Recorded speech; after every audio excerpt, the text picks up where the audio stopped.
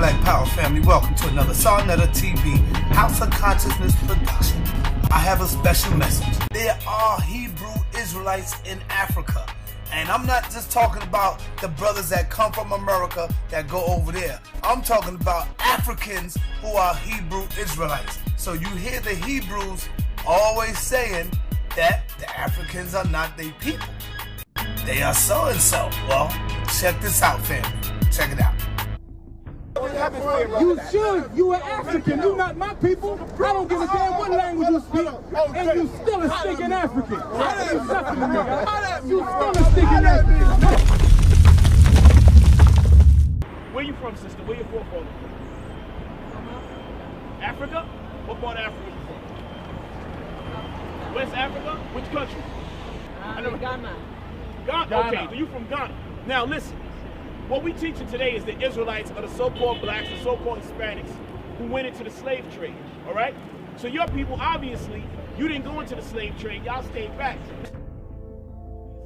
You didn't go into the slave trade, y'all stayed back. Obviously, you didn't go into the slave trade, y'all stayed back.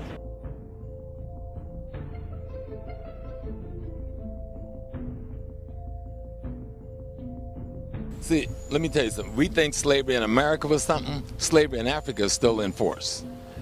But they know less about their history than you and I do.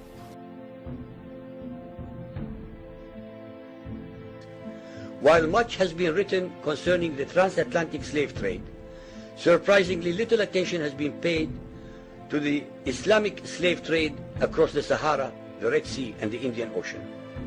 While the European involvement in the African transatlantic slave trade to the Americas lasted for just over 3 centuries, the Arab involvement in the African slave trade has lasted 14 centuries, and in some parts of the Mohammedan world is still continuing to this day.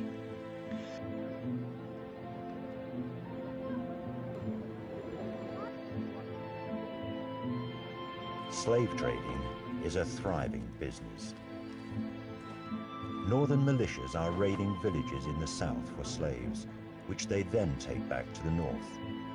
They keep them in their households or sell them to other masters.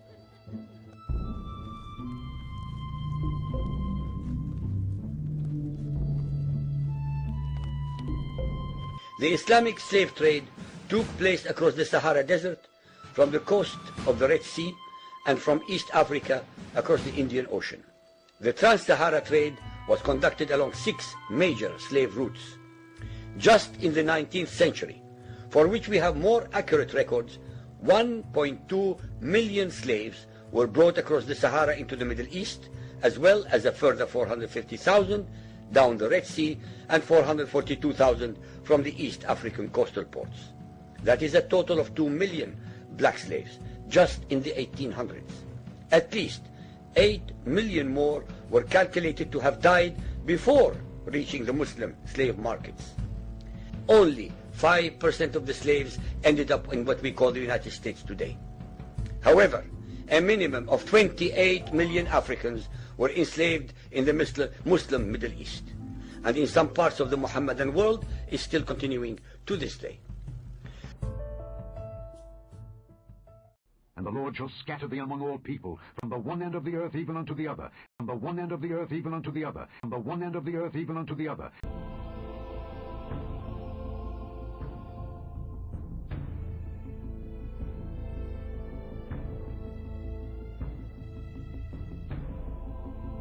These are the Sidi people, the descendants of black Africans who live in communities close to the coast in this area and across India. The Sidis, whose features are remarkably African, live across India, where we came face to face with abject poverty. Impoverished and outcasted, they have remained racially intact. The Sidis are descended from Africans who came to India. The Muslim princes brought us here from Africa. We have been in Gujarat for 600 years.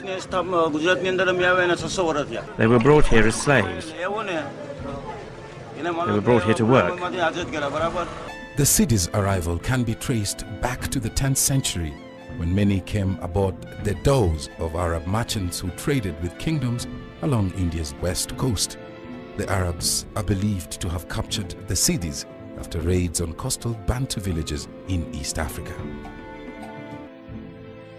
The men mostly work as farm helps for the Indians and ironically are regarded as encroachers. The Sidi, in terms of social structure, they are at the bottom of the pile. And for that reason, they would have lots of problems.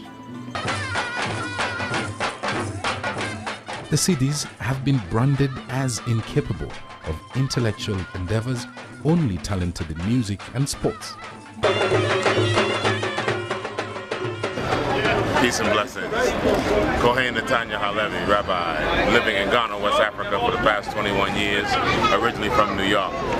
Being in Africa for 21 years, have you ever came across any Hebrew Israelites that's there? Because when we out here on the street, the Hebrews say, we not African, we hate these damn Africans. Most Africans are not our people, you understand? But the west coast of Africa, all right, down all the way to South Africa, that's where they were getting us.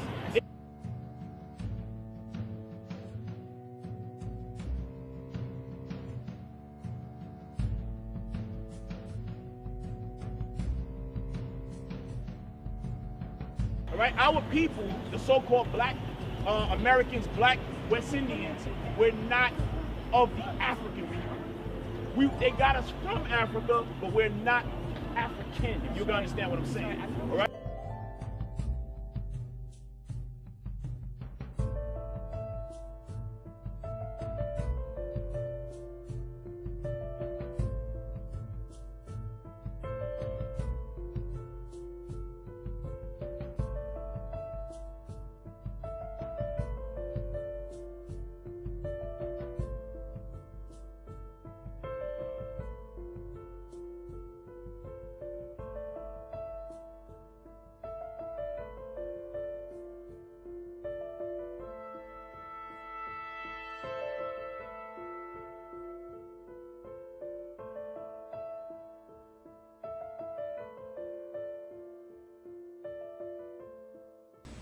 Now, after the Romans destroyed the last temple of the people of the Hebrew faith, 70 AD, now you got to watch it.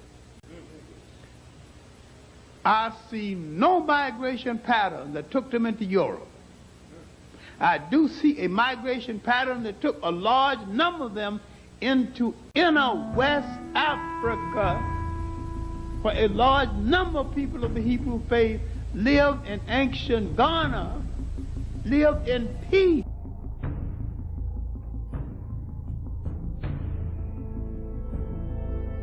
Being in Africa for 21 years, have you ever came across any Hebrew Israelites that's there? Of course, I've come across many Hebrew communities in West Africa. In fact, many of the ethnic groups that make up what we know today as Ghanaian, Nigerian, and many of the member states of ECOWAS have indigenous Hebrew Israelite origins. If you to study the original journey of the people there, their own narrative of their own migration patterns, you find the Akan, which is made up of the Ashanti, the Bantu, the Akwampem, the Achem. Many of them trace themselves back to the ancient Hebrew Israelites in Palestine. Those who do not trace their origin back to the Nile Valley Basin, which is where the great migration took place from.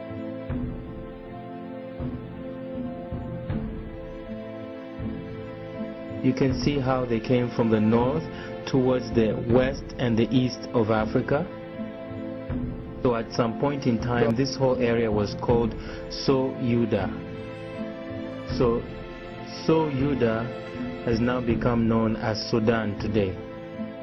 So is the name of the land. Yuda is Judah. These two words today are known as Sudan, the name of the country.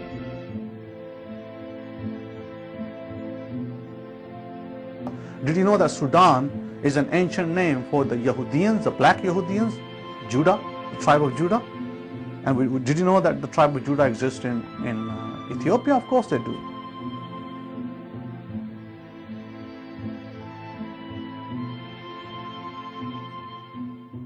These are the builders of ancient kingdoms and civilization that goes all the way back to the Nile Valley Basin. These are the ancient people of the ancient Mali, Songhai, Ghana empires when they came from the western Sudanic areas.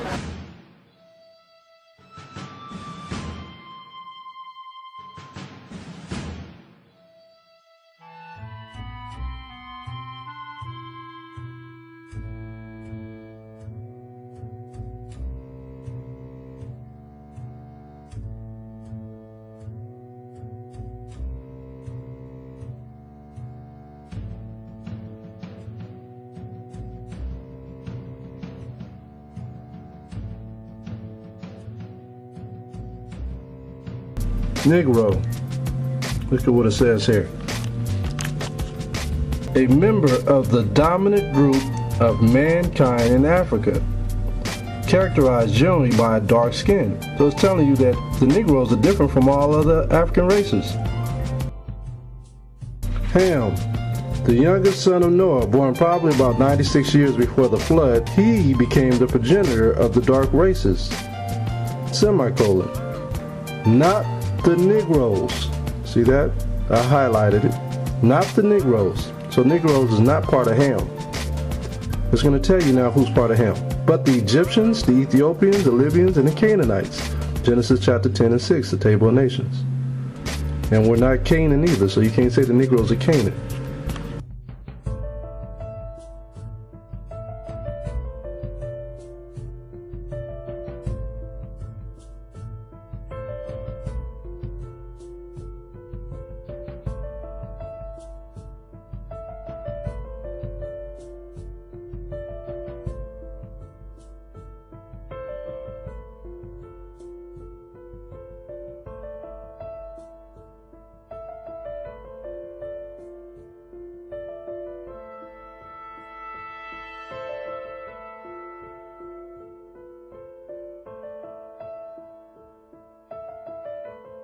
If your people have lived in certain parts of Africa, like for instance Ghana, Ethiopia, Nigeria, then it is 99.9% likeliness that you are a Hebrew. You are a chosen person of the Most High God.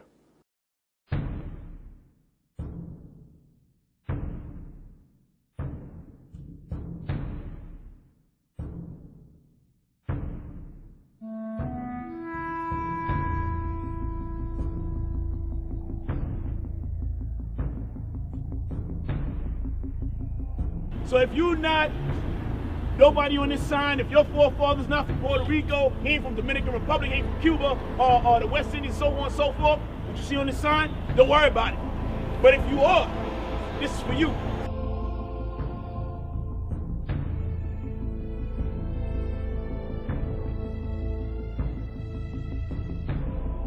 So again, as I say, there are a few people in the Hebrew community, not many, but there are a sect of those who basically have been misinformed and continue to misinform and perpetuate that misinformation that Africans have nothing to do with the ancient children of Abraham and the people of the Bible. And that's a misnomer. As I say, it's false information.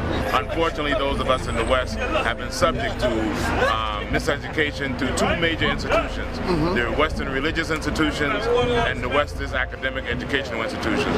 Both of them have done a successful job in miseducating us to who the African really is, and therefore perpetuating a self-hate syndrome in the African. You are African, you not my people. I don't give a damn what language you speak, and you still a stinking African. And you still a stinking African. You still a stinking African. So we try to escape our identity with Mother Africa through any means necessary. We call ourselves everything but African, Asiatic, we call ourselves Native American.